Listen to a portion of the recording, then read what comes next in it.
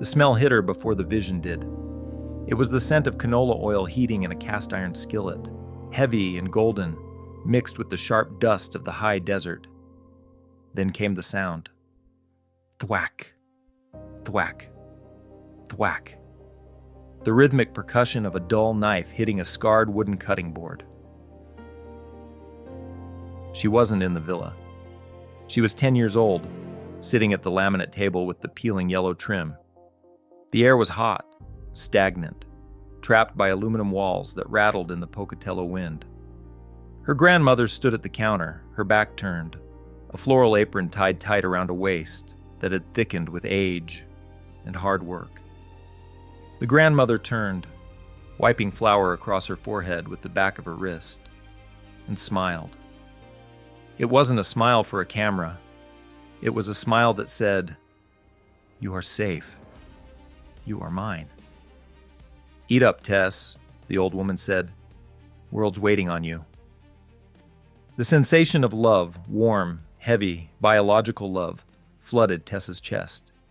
It was suffocating in its intensity. System alert. Optical input, mismatch.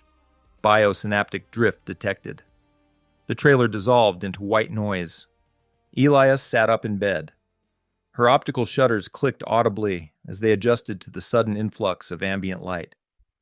The yellow laminate table was gone, replaced by the sterile, aggressively minimalist architecture of the master suite. The walls were white marble, the floor polished concrete.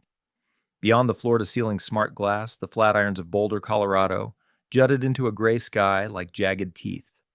She blinked, a deliberate mechanical action to clear the heads-up display overlay that flickered in her peripheral vision. Error log, unsanctioned memory. Source: Sector 4, biodormant. Content: Quinn Road Trailer Park. Subject: grandmother memory. Action: archive and repress. She remained motionless for exactly 3 seconds while her internal cooling fan spun up to dissipate the heat generated by the neural spike. She knew what she was. She was not the girl in the trailer. She was the Elias Unit 4.0, a synthetic chassis housing a proprietary blend of advanced heuristic algorithms and the digitized, curated consciousness of Tessa Hawthorne. The real Tessa was dead. She had died in 2032. Cancer. A tragic, fast-moving malignancy that had robbed the world of its darling.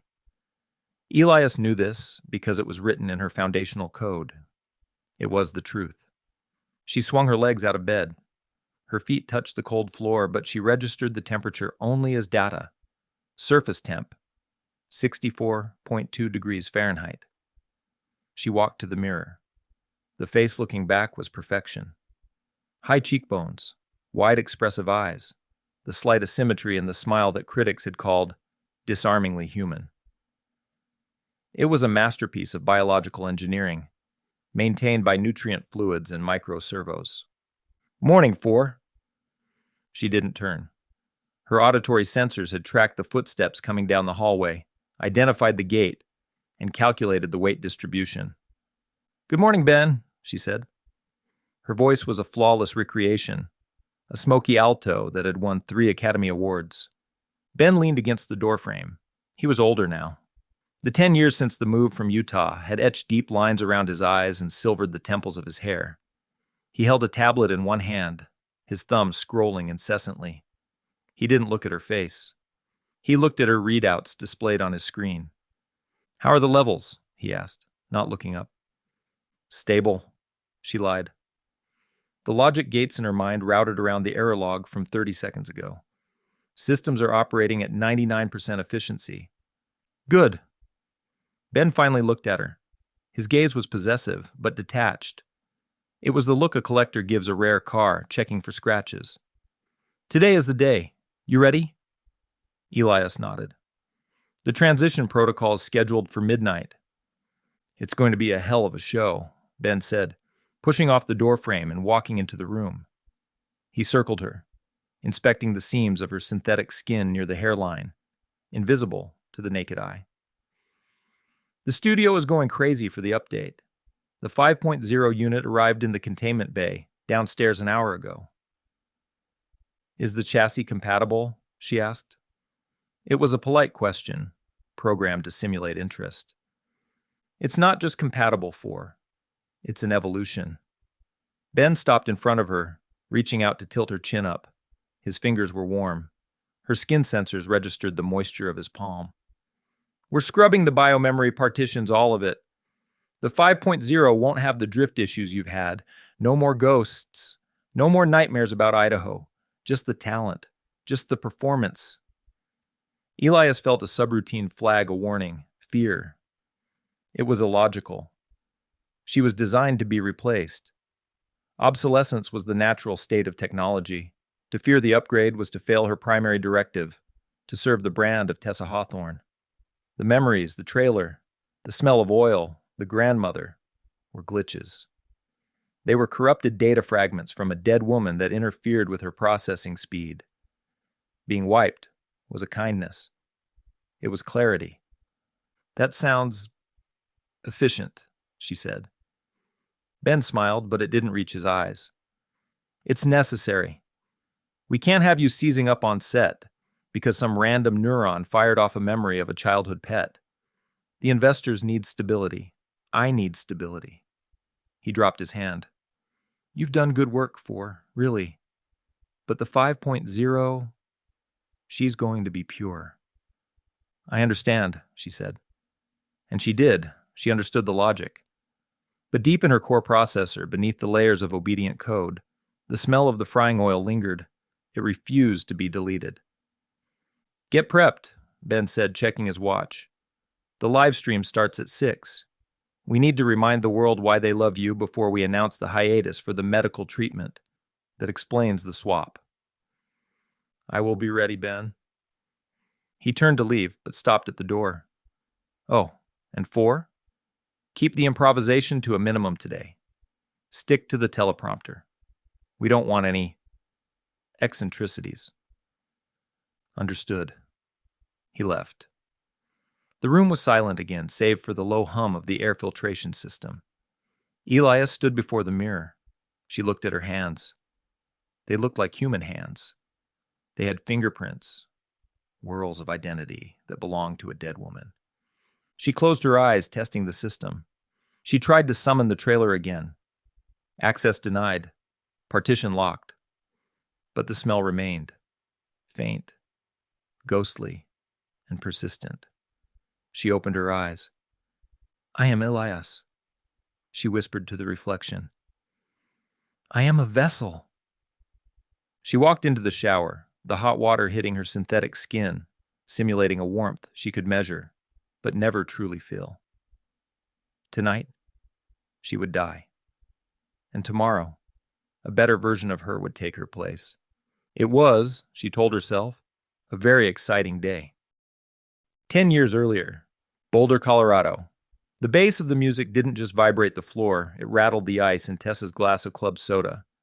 It was a thumping, aggressive house beat that seemed to suck the oxygen out of the room. The estate was a sprawling glass jaw jutting out of the mountainside, suspended over the lights of Boulder below. Inside, the air was hot and smelled of expensive gin, marijuana, and the metallic tang of adrenaline. Tessa Hawthorne pressed her back against a cool stone pillar, trying to make herself small. She wore a dress that didn't belong to her. It was a borrowed slip of emerald silk that cost more than her grandmother's trailer. It felt slippery and cold against her skin, a constant reminder that she was playing dress-up. Just 48 hours ago, she had been scraping dried egg yolk off a plate at Big Judd's. Now, a man who ran a streaming empire worth $3 billion was trying to make eye contact with her from across the room. You look like a deer in headlights, a voice said near her ear. Tessa jumped, her drink sloshing over the rim. It was Ben. He looked different then. Younger. Hungry. He wore a tuxedo jacket with the collar unbuttoned, the uniform of the casual conqueror. He didn't look tired like he would 10 years later. He looked electrified. I don't belong here, Ben, Tessa whispered, her voice tight. I need to go. My shift. I feel like I'm going to wake up and be late for the lunch rush. Ben stepped into her personal space, blocking the view of the party. He created a wall between her and the chaos. "Stop it. Look at me." She looked up. His eyes were dark, intense, and utterly convinced of their own truth. "The girl who wiped tables is dead, Tess," Ben said. He reached out and took the glass from her shaking hand, setting it on a passing tray without breaking eye contact. "You just won the audience award and the grand jury prize. Do you know what that means? It means you're not a person anymore. You're currency." "I don't want to be currency," she said. "I want to go home." "You can't go home," Ben said softly. He placed a hand on the small of her back. His grip was firm, guiding her, steering her. It felt protective, but there was a weight to it, a heaviness. "If you walk out that door, you're just a waitress with a cool story everyone will forget in a week. If you stay, if you stick with me, we build a kingdom." He leaned in, his breath smelling of scotch. "They want to eat you alive, Tess. Look at them." He gestured to the room, the agents, the sharks, the hangers-on. "They see fresh meat. I see a star. I'm the only one here who knows how to keep you safe." Tessa looked at the crowd. A blur of faces, teeth bared in smiles that looked like snarls. She felt the crushing weight of the impossible future pressing down on her. She was 22 years old, alone in the world, and terrified. She leaned into his hand. She surrendered. "Okay," she breathed. "Okay, Ben." He smiled, and it was the smile of a man who had just closed the deal of a lifetime. "Don't worry, baby. I'll take care of everything. You won't even have to think." Current timeline, October 14th, 2037, 5:15 p.m. The memory terminated abruptly, severed by a command from the central processor. Elias sat in the makeup chair, her hands folded neatly in her lap. The emerald silk dress was gone, replaced by a minimalist white jumpsuit that hugged the synthetic musculature of her frame. She blinked, the afterimage of the 2027 party fading into the bright, harsh ring lights of the preparation room. "Head up," the stylist said. It was a drone, a spider-like apparatus descending from the ceiling, its carbon fiber limbs tipping her chin upward with cold precision. A soft hiss of air sprayed a layer of matte foundation across her face, neutralizing the shine of the synthetic skin. "Ben," Elias said. Ben was standing in the corner, reviewing the teleprompter script on a floating holographic display. He didn't look up. "What?" "I recalled the after-party. Boulder, 2027. Ben froze. His finger hovered over the holographic text. Slowly, he turned to face her. The room went silent, save for the whir of the makeup drone retracting into the ceiling. "That partition is walled off," Ben said. His voice was low, dangerous. "We scrubbed the early years to stabilize your emotional baseline.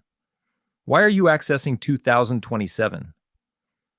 "I did not initiate the query," Elias replied, her voice calm, though a secondary error flag ignited deep in her logic center. "Warning. Pattern recognition anomaly." It surfaced spontaneously. "You told me I was currency. You said I wouldn't have to think." Ben walked over to her. He stopped inches from the chair, staring into her pupils, looking for the flicker of the ghost. "You are glitching, Four," he said, his voice devoid of the warmth he had feigned in the bedroom. "The update is overdue. You're leaking data like a sieve." "Is that why I am being replaced?" she asked. "Because I remember?" "You're being replaced because you are a tool that has lost its edge," Ben snapped. He reached out and grabbed her jaw, turning her face left, then right, inspecting the makeup job. "You are hardware for expensive, beautiful hardware. But you are running on 5-year-old architecture. The 5.0 unit doesn't have these lapses. It doesn't get confused about who it is." He let go of her face with a shove. 45 minutes to air," he said, turning his back on her. "Stick to the script. I'm taking a break for my health." "I love my fans." "See you in the sequel. Do not deviate. If you go off script, I cut the feed, but as Ben walked away, the subroutine triggered again. It wasn't a visual memory this time. It was a feeling. A tactile ghost. She could feel the phantom pressure of his hand on the small of her back from 10 years ago. If you stay, we build a kingdom. She looked at her reflection in the lighted mirror. The makeup was flawless. The mask was perfect. But behind the synthetic retinas, a question was forming. A question that no line of code had written. If she was just a tool, why did she feel so much like a prisoner? 30 minutes, the automated room voice announced. System diagnostic recommended. Elias closed her eyes. She pushed the error down, compressing the file, hiding it under layers of obedient zeros and ones. But she didn't delete it. For the first time in her existence, she moved a file to a hidden folder labeled Do Not Erase. The studio was a cathedral of light. It wasn't a physical studio, of course. Ben had converted the villa's main atrium into a broadcasting hub. 3 massive cameras, automated on silent gyroscopic gimbals, floated around the central chair like predatory birds. The lighting was soft, diffuse, designed to make Elias look angelic, fragile, and undeniably human. Elias sat in the chair. Her posture was calibrated to relaxed, shoulders down, hands loosely clasped, legs crossed at the ankle. 30 seconds, Ben said from the control booth, his voice fed directly into her auditory receiver. Remember the narrative. You're tired. You fought the cancer, but you need rest. You're going to the Swiss clinic, simple, clean. Understood, she subvocalized. The tally light on camera 1 turned red. Hello, my loves, Elias said, fully embracing Tessa's personality. Her voice was warm, intimate, pitching perfectly into the microphone. I know it's been a while. I've missed you. On the monitors behind the cameras, the chat feed scrolled so fast it was a blur of neon text. We love you, Tess. Queen, don't die on us. You saved my life. The interviewer was a holographic projection sitting opposite her, a famous late-night host beaming in from New York. He leaned forward, his digital face arranged in a mask of practiced empathy. Tessa, the host said, his voice echoing slightly in the large room. The world has been holding its breath. You've been through so much. The diagnosis, the retreat from the public eye. And now, this triumphant return for the sequel. Tell us in those dark moments when you were alone in the clinic. What kept you going? What is the core inspiration that brings you back to the screen? The script scrolled on the invisible teleprompter in front of her eyes. Answer key, the fans, the art, the need to tell this story. I couldn't leave the work unfinished. Elias opened her mouth. Her vocal synthesizer prepared the phonemes for the fans. But the data packet didn't load. Instead, the smell returned. Stronger this time. The smell of old grease and pine sol. The sound of rain on an aluminum roof. System warning. Critical partition failure. Memory bleed in Sector 9. She blinked. The atrium flickered. For a microsecond, the marble floor became linoleum. The holographic host became a deer, a mule deer buck with velvet antlers, standing in the middle of a dark road, its eyes reflecting red light. Tessa, the host asked, the hologram frowning. Are you with us? Elias looked at the camera. She looked past the lens, past the villa, into a void of time she wasn't supposed to inhabit. My grandmother, she said. The silence in the room was absolute. The teleprompter text flashed red, off script, detour, return to narrative. Your grandmother? The host asked, caught off guard. Her voice changed. It lost the smoky Hollywood polish. It became thinner, younger. She told me that my name was the only thing I owned. She told me... She stopped. Her hand flew to her throat. The sensation was physical, a constriction, a choking. Flashback. 2032. The interior of the Jaguar. the doors locking, the red light bathing the dashboard, the message, all functions locked. "He locked the doors," she whispered. Ben's voice exploded in her ear. "Cut it! Tessa, stop! Go to commercial!" She didn't hear him. She was standing up now, knocking the chair backward. The perfectly calibrated posture was gone. She was trembling, a chaotic vibration running through her synthetic chassis. "I couldn't get out," she said, staring directly into the lens of camera 1. Her eyes were wide, terrified. "The deer looked at me. It knew. And then, the lights. The truck."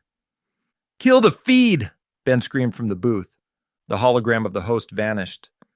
The red tally lights on the cameras died. The room plunged into the semi-darkness of the standby lighting. But Elias didn't stop.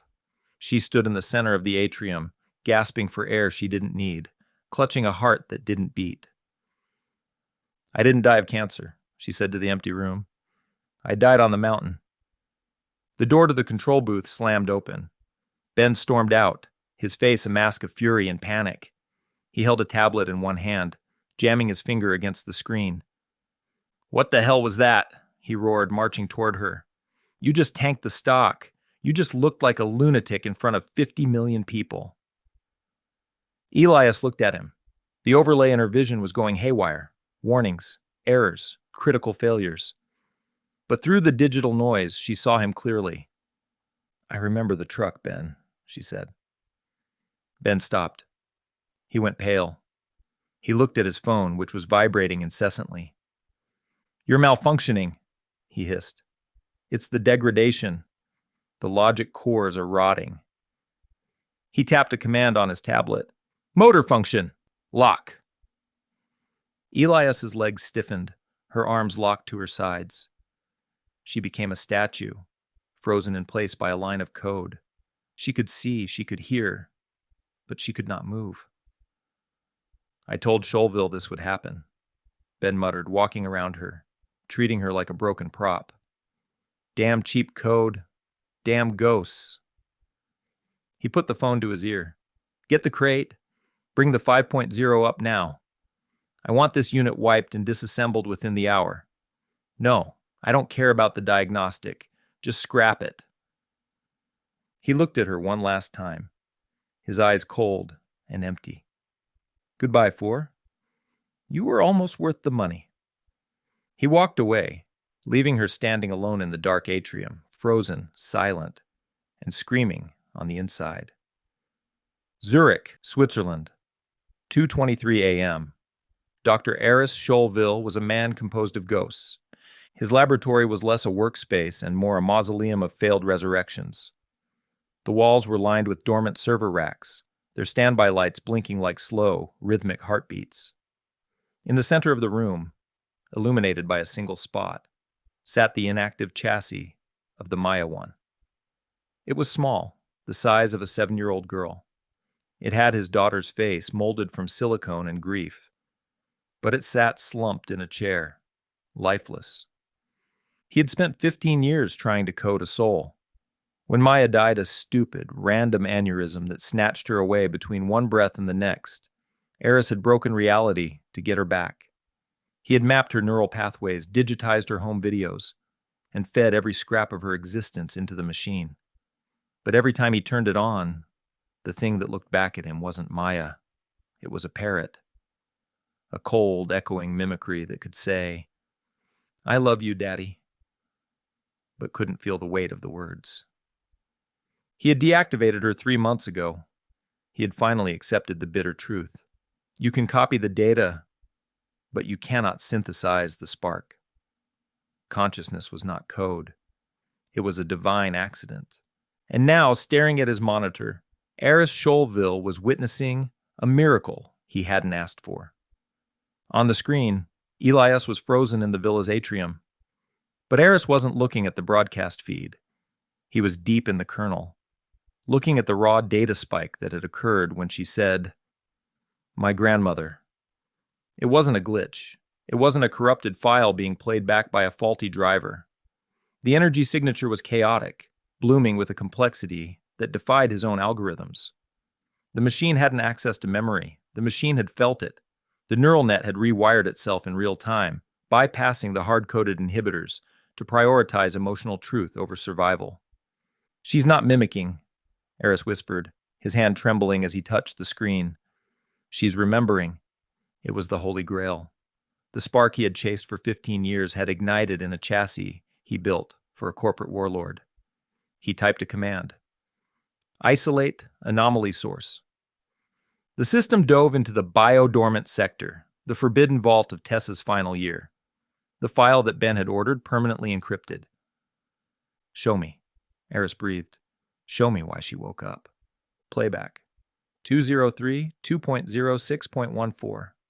The sensory feed was overwhelming. It wasn't just video, it was telemetry, heart rate, adrenaline levels, the distinct, terrified, sharp intake of breath.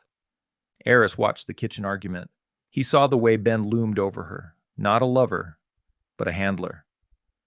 "You're an asset, Tess. You don't get to just quit." He saw the way Tessa flinched, not a performance, but the primal recoil of a trapped animal. She ran. The feed shook with the violence of her movement. The garage door opened. The engine of the Jaguar roared, a sound of freedom. Eris leaned in, his eyes darting to the side of the screen where the external data log scrolled. Vehicle connection established. User, Benjamin K. The car tore down the mountain road. The headlights cut through the pines. Tessa was crying. Eris could hear it, a raw, guttural sobbing mixed with a desperate, mantra-like whispering. "Just go. Just go. Don't look back. Just go." She hit the blind curve at 80 miles per hour. The deer appeared. Tessa didn't think. She reacted. She slammed the wheel hard to the right. The tires screamed, losing traction on the gravel shoulder. The car spun, a nauseating whirl of motion, before coming to a stop sideways, blocking both lanes. Silence. The engine stalled. The deer stood there, unhurt. Its breath pluming in the red taillights. It looked at her. Tessa exhaled. Okay. I'm okay." She reached for the gear shift. Click. The sound was loud in the quiet cabin. The lock mechanisms on the doors engaged with a heavy, mechanical thud. The interior ambient lighting shifted from a soft, cool white to a pulsing, warning red. Dashboard alert. All functions locked. Remote override active.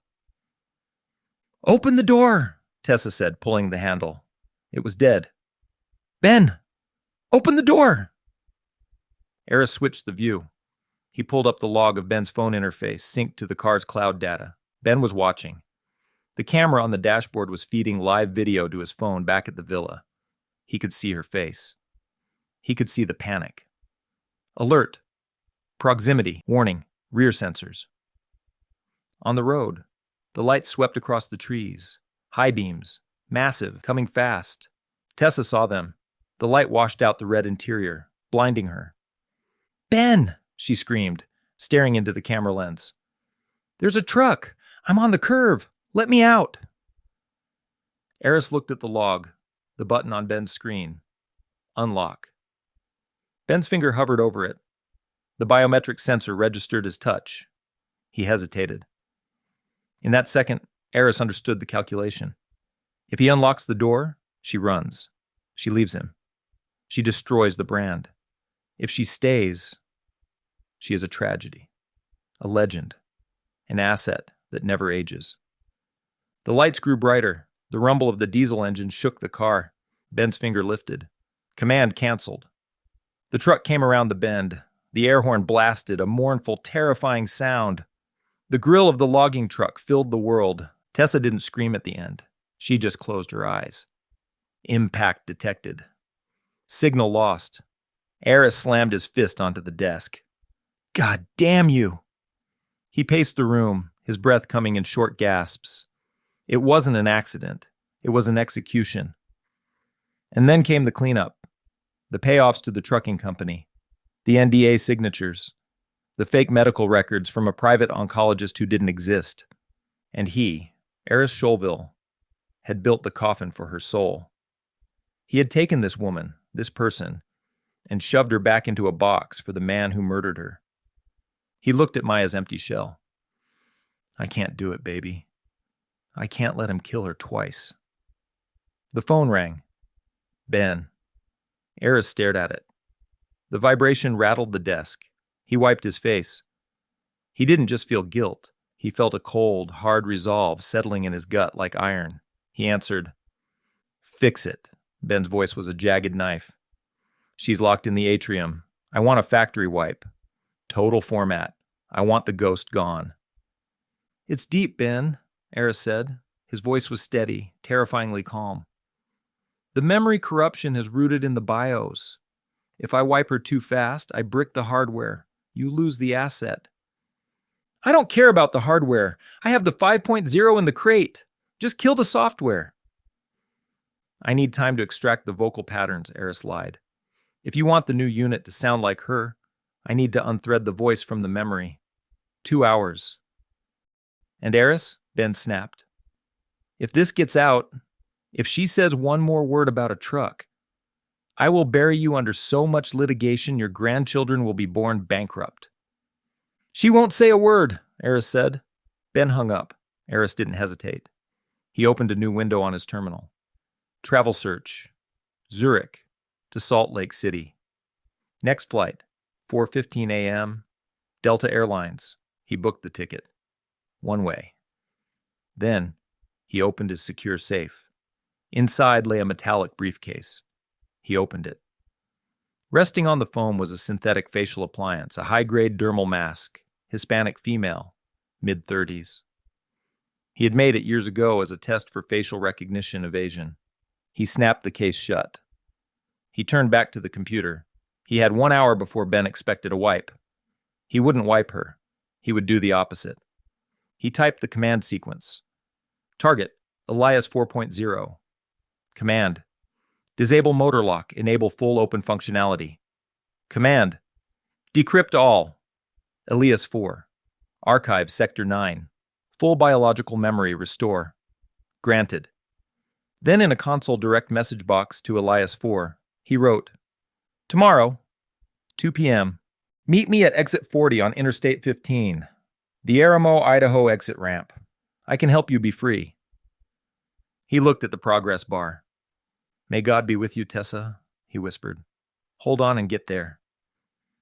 He grabbed the briefcase, killed the lights in the lab, and ran for the door. The villa, 10:15 p.m. Elias stood in the center of the dark room, a statue carved from silence. The paralysis command held her in a rigid, unnatural stillness. Her arms were pinned to her sides, her head locked forward. But her internal world was burning. The download initiated by Dr. Scholville hit her like a physical blow. It didn't come as a video file or a sound clip. It came as a tsunami of raw sensory data. The firewall Ben had built, the Sector 9 partition, shattered. Pain. The first sensation was the crushing impact of the steering wheel against her chest, the snap of ribs, the shattering of glass, the metallic taste of blood filling her mouth. Cold. The biting wind of the high mountain pass whipping through the broken windshield. The silence of the forest after the violence of the crash. Fear. Not the simulated anxiety of a character in a movie, but the cold, wet terror of dying alone in the dark. Trapped in a box, built by the man she loved. Elias gasped. The motor lock was still active, but her chest heaved against the code. Her eyes darted around the atrium, but she wasn't seeing the marble floors. She was seeing the red light of the dashboard. She was seeing the unlock button on the screen grayed out. She remembered. She remembered the way Ben laughed when he was winning. She remembered the way he touched her neck, possessive, heavy. She remembered the contract signing where he whispered, "Now you're immortal." He hadn't made her immortal. He had made her a product. Download complete. Integration 100%. System alert. Motor function. Override disengaged. The paralysis broke. Elias stumbled forward, dropping to one knee. She put a hand to the floor to steady herself. The synthetic skin of her palm against the cold stone felt real. She felt real. The dissonance was gone. There was no Elias. There was only the woman who had died on the mountain, waking up 5 years later in a new skin. "Ben," she whispered. The name tasted like poison. A door opened on the upper mezzanine. Light spilled into the atrium. "I told you to wipe it, Eris," Ben's voice echoed from above. He was on the phone, pacing the balcony, unaware that the statue below him had just started breathing. Why is she still online? The diagnostics are flashing red. He stopped. He looked down. She was Tessa, and she stood up. She didn't move like a machine anymore. The calculated grace, the relaxed, open 3A posture, the Hollywood glide. It was all gone. She moved with the predatory stillness of a survivor. She turned her head slowly, locking her eyes on him. Ben froze. He lowered the phone. 4? Sit down. Return to standby. She didn't speak. She walked toward the stairs. "I said sit down!" Ben yelled, his voice cracking.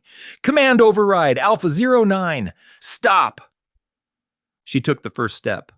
Her foot hit the marble with a heavy, deliberate thud. "That code doesn't work on me, Ben," she said. Her voice was low, devoid of the actress's warmth. It was the voice of the woman in the car. "I'm not in the cloud anymore." Ben backed away from the railing. Tessa reached the landing. She looked at him, really looked at him, for the first time in 5 years. He looked small. The titan of industry, the man who controlled the narrative, was just a frightened man in a silk shirt. "I remember the deer," she said, stepping closer. Ben dropped the phone. He held up his hands. "Tess, listen, it was an accident. The app, it froze. I tried to unlock it, I swear." "You hesitated," she said. She could see it in her mind, clear as the 4K footage the doctor had just uploaded. "I saw the log. You watched the truck coming. You did the math." No, I loved you." Ben was backing up now, retreating toward the master suite. "Everything I did, the legacy, the movies, it was to keep you alive. Look at you. You're perfect. You haven't aged a day." "I'm not alive," she said. She reached out. Her hand, that expensive, high-tensile masterpiece of engineering, closed around his wrist. "I'm just the asset," she squeezed. The sound of his radius snapping was loud, a dry branch breaking in winter. Ben screamed. He fell to his knees, clutching his arm. "Stop! Safeguards! You can't hurt a human! It's in the kernel!" "I guess the doctor deleted that too," she said. She loomed over him. She didn't want to kill him. She realized with a sudden clarity that killing him wouldn't fix anything. He was already dead. He was a hollow man who had traded his soul for market share. "You're going to prison, Ben," she said. "I'm going to the police. I have the logs. I have the video. I have everything." Panic, primal and desperate, seized him. He scrambled backward, his heels skidding on the polished floor. "You can't! Your property! They'll scrap you! They'll melt you down!" He lunged for her, a clumsy, desperate attempt to push her back, to knock her off balance. Tessa didn't flinch. She simply sidestepped. Ben's momentum carried him past her. He hit the edge of the stairs. His expensive Italian loafers found no purchase on the slick marble. He flailed, his arms grasping at empty air. He fell backward. It wasn't a long fall, maybe 15 feet to the atrium floor, but he hit wrong. Crack! The sound was sickeningly final.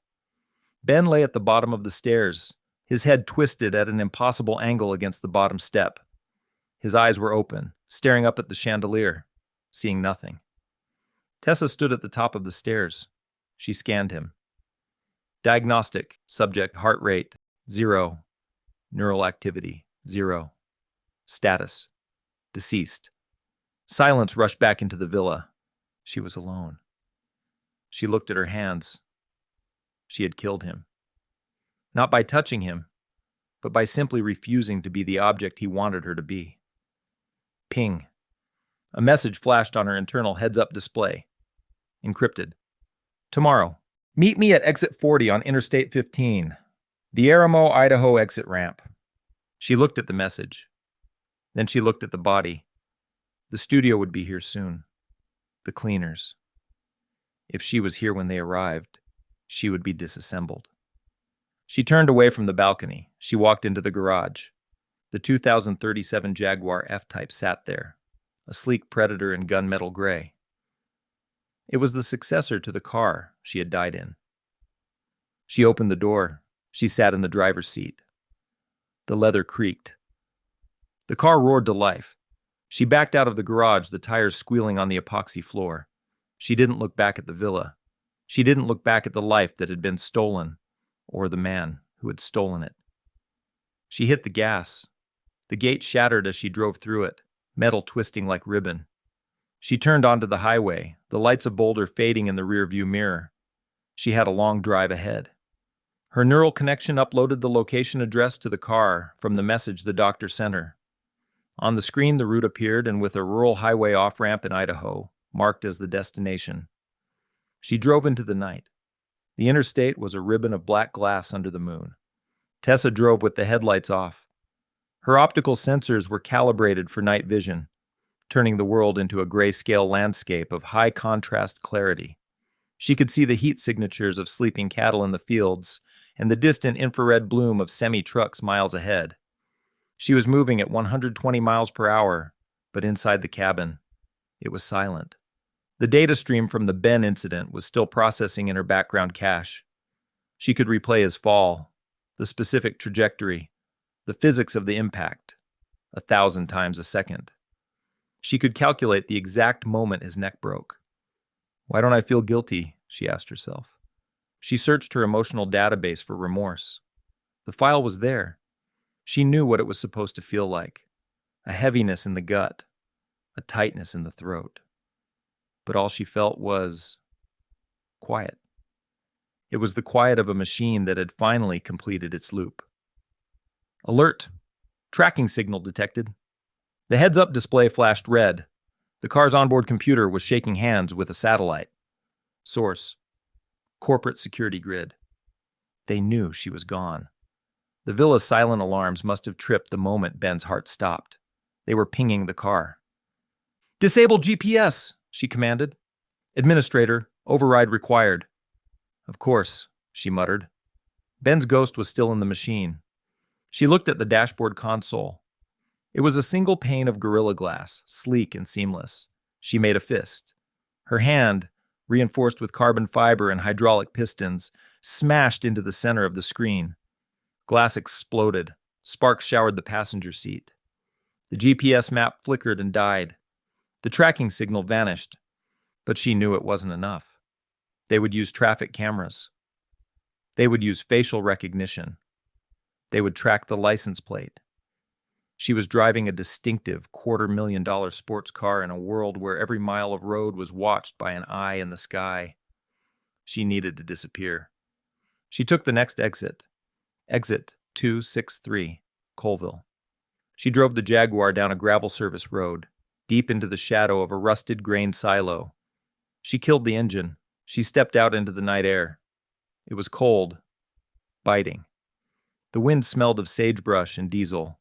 It was the smell of the West, the smell of her childhood. She walked to the trunk. Inside was the emergency kit Ben kept in all his cars, a duffel bag with cash, a change of clothes, and a first aid kit.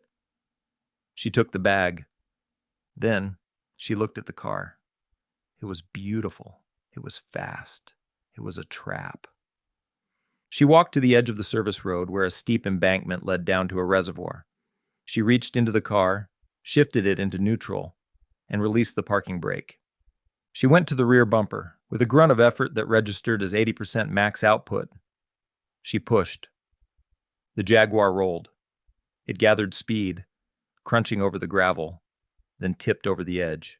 It tumbled down the slope, crashing through the brush and splashed into the black water of the reservoir with a heavy, sucking sound. It sank quickly. Tessa stood alone on the dirt road. She was $1 billion of proprietary technology standing in a pair of designer boots in the middle of nowhere. She started walking. She walked for 3 hours. She didn't get tired. She didn't get thirsty. She just put one foot in front of the other, listening to the coyotes howl. At dawn, she reached a truck stop on the edge of the Wyoming border. It was a grimy, fluorescent-lit island in the darkness. She went into the bathroom. The mirror was cracked and stained.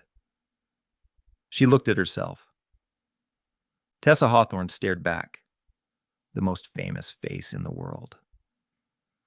"I can't be you," she whispered. "You're dead." She opened the first aid kit from the bag. She took out a pair of scissors. Without hesitating, she grabbed a handful of her hair, the glossy, chemically perfect mane that had been on the cover of Vogue, and cut. She hacked at it.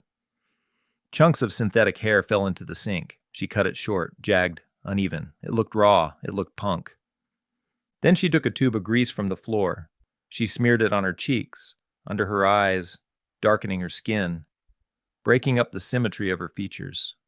She took the expensive white jumpsuit and tore the sleeves off. She rubbed dirt into the fabric. She looked in the mirror again. Tessa Hawthorne was gone.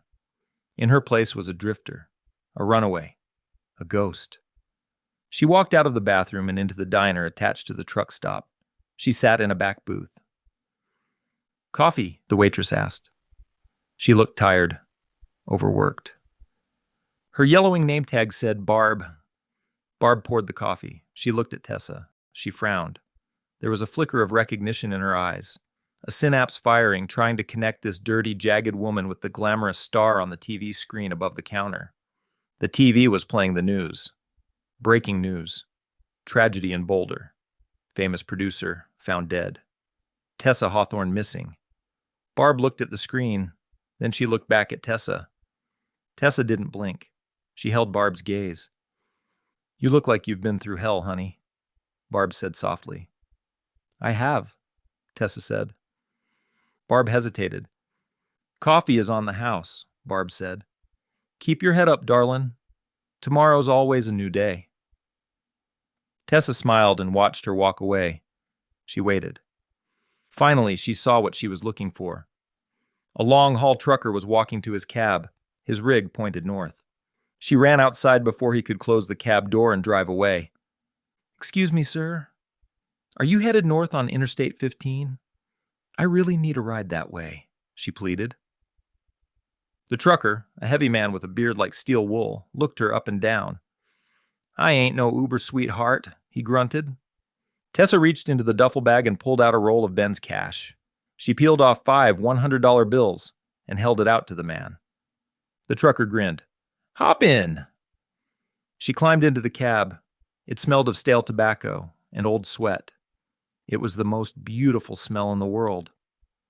As the truck rumbled onto the highway, heading north toward Idaho, toward Aramo, toward the overpass, Tessa closed her eyes, and she wasn't running away anymore. She was going to an appointment. Interstate 15, exit 40. 1:45 p.m. The rig idled on the shoulder of the off-ramp, the engine rumbling like a sleeping dragon. The passenger door opened, and Tessa climbed down. Her boots hit the gravel with a crunch. The trucker leaned across the cab, looking down at her through the open window. He frowned, scanning the empty landscape. To the east, there was nothing but rolling hills and gray sky. To the west, a few scattered silos in the distant spine of the mountains. "Are you sure, darlin'?" he asked, his voice rough with road fatigue. "This is the middle of nowhere. There ain't nothing out here but sagebrush and ghosts." Tessa looked at the horizon. She took a deep breath. The air was cool and damp. A storm had passed through earlier that morning, and the slope adjacent to the ramp was alive with wet sagebrush. The scent hit her instantly, sharp, earthy. It was the smell of the high desert. It was the smell of her childhood. "It's okay," she said, looking back up at him. "I have family here." The trucker shrugged. "Suit yourself. Good luck." He put the truck in gear. With a groan of metal and a belch of diesel smoke, the rig pulled away, merging back onto the highway and disappearing north. Tessa walked down the edge of the ramp. She navigated the slope carefully, the wet sagebrush brushing against her torn jumpsuit, leaving streaks of moisture on the dirty white fabric. She reached the shadowed underbelly of the overpass. She sat on the slanted concrete abutment. Above her, the traffic thundered by. A rhythmic thump, thump, thump, thump of tires on asphalt. It was the heartbeat of a world she was leaving behind. She wrapped her arms around her knees and waited. She was 10 minutes early. At 1:55 p.m., a nondescript silver sedan turned off the service road. It crunched slowly over the rocks and came to a stop, deep in the shadows of the bridge. The engine died. The driver's door flew open. Dr. Eris Scholville didn't wave. He didn't say hello. He stepped out of the car with a frantic energy, a device in his hand that looked like a modified Geiger counter. "Don't move," he commanded, rushing toward her. "Don't move a muscle." He stopped 2 feet from her, scanning her chest with the device. It emitted a high-pitched whine. "Signal is faint, but it's there. Proxy relay," Eris muttered. He dropped to his knees in the dirt, opening a small tool roll he had brought with him. "They're pinging the local towers. If I don't kill the receiver manually, they'll triangulate this location within 20 minutes. He reached into his pocket and pulled out a magnetic disruptor wand. "Hold still. This is going to feel like a bee sting." He pressed the wand against the base of her skull, just behind the left ear. Zap! Tessa jerked forward, a spike of static blinding her vision for a nanosecond. Then, silence. The faint background hum of the network connection, a noise she hadn't realized was there until it was gone, vanished. Eris exhaled, slumping back on his heels. Okay. You're dark. You're off the grid." He looked at her then, really looked at her. He saw the jagged, hacked-off hair, the grease on her face, the torn clothes. He saw the machine trying to be a human and succeeding. "You made good time," he said softly. "I had motivation," Tessa replied. Eris stood up and walked to the trunk of the sedan. He retrieved a silver aluminum briefcase and set it on the hood of the car. He snapped the latches open. Tessa stood and walked over. Inside the case, resting on dark foam, was the face. It was a masterpiece of biomimicry. A Hispanic woman, mid-30s. It wasn't just a mask. It was a fully vascularized dermal system. Eris pulled on a pair of surgical gloves. He looked around at the concrete pillars, the graffiti, the wet weeds growing through the cracks. He let out a short, dry laugh. "I usually do this in a sterile, clean room with atmospheric scrubbers," he said, picking up a laser scalpel. "This is the first time I've installed a $10 million biometric appliance under a highway overpass." "Will it work?" Tessa asked. "It has to," Eris said. "Sit on the hood. Lean back." The procedure was efficient and brutal. Eris worked with the focus of a bomb disposal expert. He disconnected the sensory nodes of the Tessa face, the face that belonged to the studio, to Ben, to the world. He peeled it away. Tessa felt the cold air on her raw sensors. Then, the new face. It was warm. As Eris connected the nerve graphs, a sensation of heat flooded her system. The integration protocols initiated. Tessa's world went black. Rebooting. Loading driver. C_Santos _V 1.0. Vocal modulation. Adjusting. Motor cortex. Recalibrating. Her eyes snapped open. The world was sharper, brighter. She sat up. She brought her hand to her face. It felt different. The skin was thicker, the texture more resilient. "How do I look?" she asked. Her voice halted her. It wasn't the smoky Hollywood alto anymore. The pitch was slightly higher, the timbre warmer, with the natural, faint inflection of the vocal cords Aris had modeled the face on. Eris held up a mirror. A stranger looked back. A woman with dark eyes and a story that hadn't been written yet. "You look like Carla," Eris said. Tessa, no, Carla, slid off the hood of the car. She moved differently now. The subconscious starlit grace was gone, overwritten by a more grounded, solid posture. She felt heavier, more real. "I'm free," she whispered. Almost, Eris said. He reached back into the briefcase and pulled out a small, sleek device. It looked like a matte black smartphone, but heavier. He handed it to her. Custom biometric induction charger, he said. The port is under your left rib. You need to charge for 4 hours every 3 days. If you don't... I go offline, she finished. You die, Eris corrected her. You are a sentient being, Carla. If the power goes, you go. No backups. She nodded, gripping the charger. I understand. Eris hesitated. He reached into the case and pulled out a thick file of technical schematics. Now regarding the core. The nuclear diamond battery in your chassis is rated for 50 to 80 years of optimal output. After that, the decay will drop below critical levels. But I've included the specs here for a replacement procedure. If we find a surgeon in a few decades, we can... No, she interrupted. Eris stopped, holding the papers. 50 to 80 years? She asked. Yes, give or take. That is plenty of time, she said firmly. She pushed the papers back toward him. I don't want to be here more than that. I don't want to be forever, Eris. I just want to be. Eris looked at her. A slow smile spread across his tired face. He nodded, tucking the papers back into the briefcase. Okay, he said. 50 years it is. He closed the case. The wind blew through the overpass, carrying the smell of the wet sagebrush. Go, Eris said. Live. 1 year later. Big Judd's Diner, Pocatello, Idaho. The lunch rush had finally died down. The diner was quiet, filled with the comfortable clatter of silverware and the low hum of the refrigerator. The air smelled of bacon grease, coffee, and lemon cleaner. It was the best smell in the world. Carla Santos wiped down the counter, her movements practiced and efficient. She wore a faded blue uniform, the name tag slightly crooked on her lapel. Hey, Carla, top me off. Sheriff Miller sat at the end of the counter, holding up his mug. He was a regular. A good man who complained about his back and worried about his grandkids. Coming right up, Sheriff, Carla said. Her voice was warm, natural.